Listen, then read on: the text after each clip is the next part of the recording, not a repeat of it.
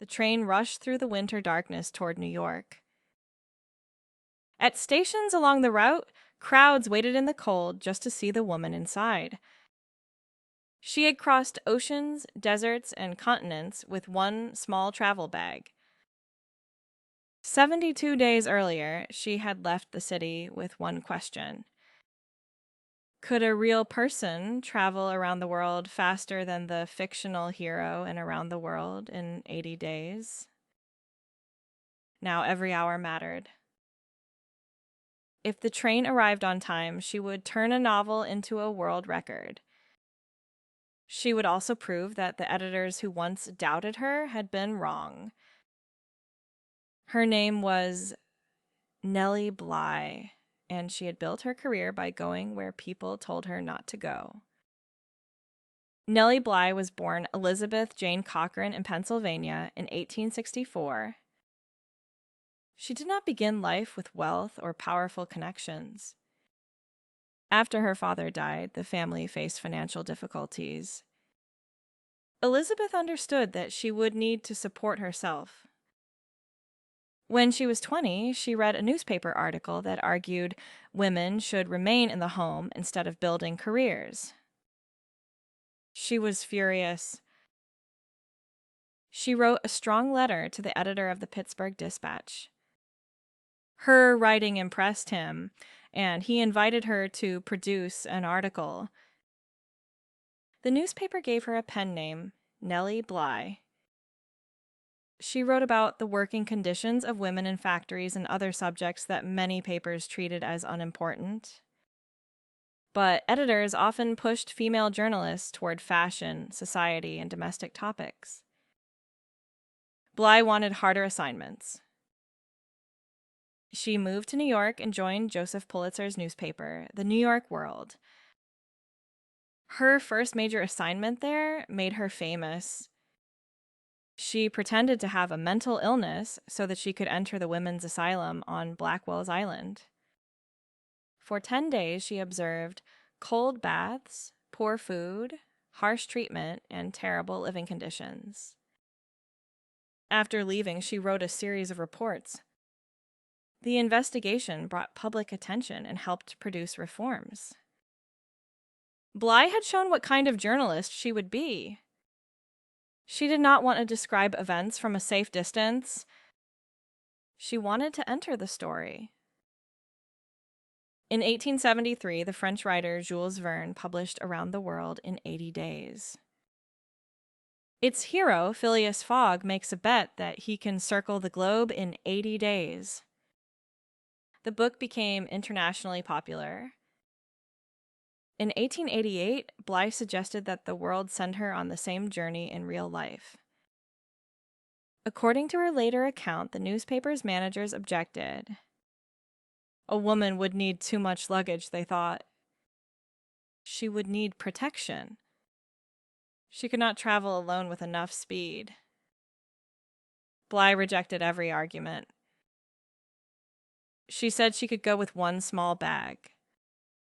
And if the newspaper sent a man instead, she would work for another paper and raise him. The idea waited for about a year. Then, in November 1889, an editor asked whether she could begin the journey in 2 days. She said yes. Bly prepared a simple dress, a warm coat, a few pieces of underwear, and basic travel items. Everything fit into a small handbag. She carried British money and gold, along with some American currency. On November 14, 1889, at 9:40 in the morning, she left the New York area aboard the steamship Augusta Victoria. She had set out around the world. To set out means to begin a journey or start working toward a difficult goal.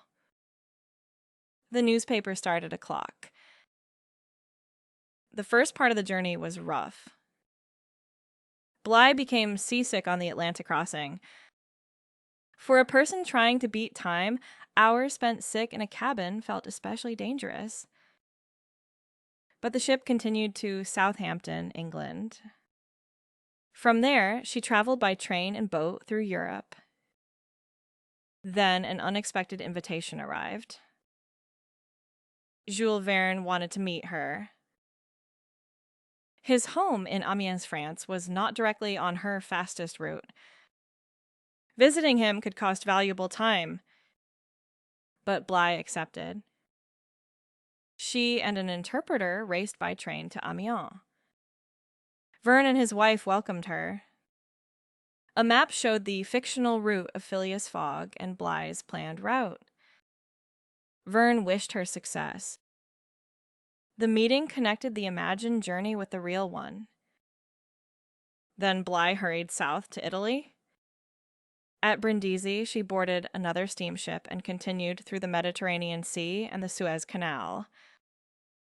Her schedule depended on public transport. She could not tell a ship to leave early. If she missed one connection, she might wait days for the next. While Bly traveled east, another woman was circling the world in the opposite direction. The magazine Cosmopolitan had sent its own journalist, Elizabeth Bisland, westward on the same day Bly left New York. Bisland had received almost no warning. She initially did not want to go, but her editors persuaded her. Soon she was racing across the United States toward the Pacific. The public followed both journeys. Bly did not learn about her competitor until she reached Hong Kong. There, a man told her that she was going to lose the race. She was surprised. She had begun with a challenge against a fictional 80-day record, not against another journalist. Now the story had changed. Bisland's route and timetable were different, but both women faced the same danger. One late ship could make them fall behind.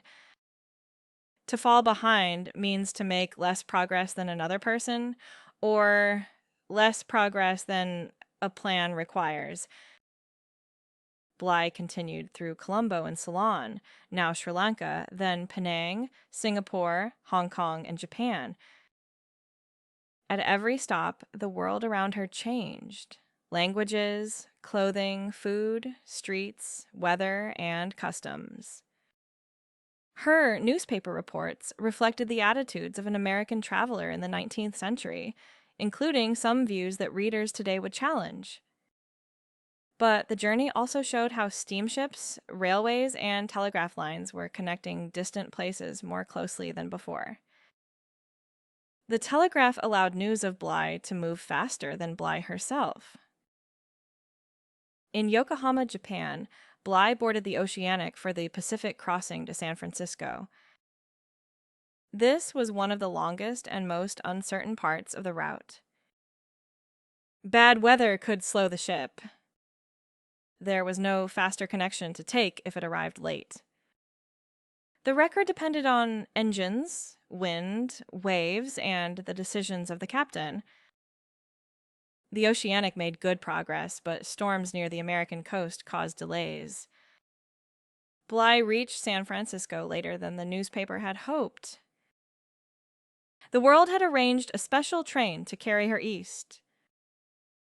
Now rail workers tried to make up time. To make up time means to move faster after a delay so that you return to the original schedule. The train crossed California and climbed through the mountains. It moved across Nevada, Utah, and the Great Central Plains. News of her arrival traveled ahead by telegraph. People gathered at stations. Some waved. Some shouted her name. Some gave her flowers or messages. Bly was no longer only reporting a story. She had become the story. The train ran quickly, but safety still mattered. Tracks, weather, and other trains limited its speed. Every stop cost minutes. Every mile brought her closer to the waiting clock in New York. On January 25th, 1890, Bly's train reached Jersey City, across the river from New York. The official time was 72 days, 6 hours, 11 minutes, and 14 seconds. She had traveled about 40,000 kilometers around the world and beaten Phileas Fogg's fictional journey by more than a week. Crowds celebrated. Newspapers across the country reported her arrival. The world turned the success into a major public event. Elizabeth Bisland reached New York several days later after a difficult final part of her own route. Bly had won the race, but the record did not last forever. Other travelers soon made the journey more quickly. That does not reduce what she achieved. She had done more than move rapidly from one place to another. She had taken the doubts about a woman traveling alone and tested them in public. She used the exact thing editors saw as a weakness to create the story they could not ignore. Nellie Bly's journey was possible because the world was changing. Steamships followed international routes. Railways crossed continents. The telegraph moved information almost instantly. Empires and colonial trade had built many of those connections, often through unequal systems of power. Her race took place inside that complicated world. But technology alone did not put Bly on the ship. She had to propose the idea, defend it, and remain ready when the answer finally became yes. Her smallest object became a symbol of the whole argument: one travel bag. Editors had imagined that a woman would be slowed by trunks of clothing and the need for assistance. Bly crossed the world with what she could carry in one hand. The journey made her internationally famous. She continued reporting, writing, and taking on unusual projects. The final clock tells us how fast she traveled. The deeper story tells us why she began. Someone had drawn a line around her possibilities. Nellie Bly decided to travel all the way around the world to cross it. Set out. It means to begin a journey or start working toward a goal. Example: they set out before sunrise so they could reach the mountain by noon. Fall behind. It means to make less progress than another person or than a schedule requires. Example: I missed 2 classes and started to fall behind. Make up time. It means to move faster after a delay and return closer to the planned schedule. Example: the train made up time during the final part of the journey. Now tell the story back in your own words. Nellie Bly was an investigative journalist who wanted difficult assignments. She proposed traveling around the world faster than the hero of Jules Verne's novel.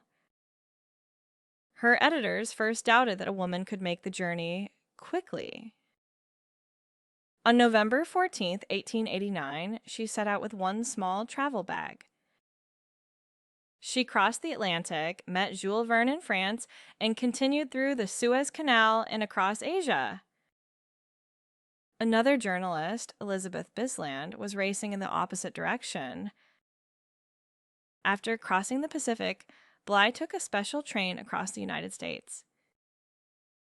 She returned on January 25th, 1890, after 72 days, 6 hours, 11 minutes, and 14 seconds. Her journey broke the fictional 80-day target and challenged ideas about what women could do. Pause now and retell the story without reading.